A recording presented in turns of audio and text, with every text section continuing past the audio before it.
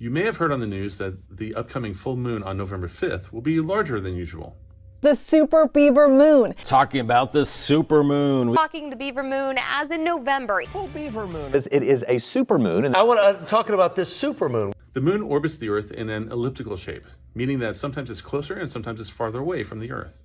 So every time it orbits the Earth, every 27 days or so, it will cycle through this near-far relationship. Now, since this motion isn't really related to Earth's orbit around the sun, sometimes the moon will just happen to be full at the same time that it's also closest to the sun. These times, the weather people will often call it a supermoon. It is true that supermoons can look up to 14% bigger than the smallest possible moons. But this distinction is hard to see in real life, especially since you can't do a side-by-side comparison. Where you will notice a difference is that supermoons will cause higher tides than normal. Tides are caused by the difference in gravitational pull from one part of the Earth to another. So, regions of the Earth, either facing directly towards or directly away from the moon, will have high tide.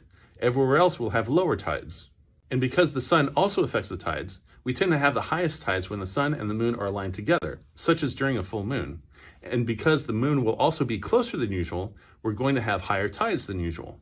So, try to get out and experience this high tide, and see if you can get a peek at this year's Super Beaver Moon. Thanks for watching.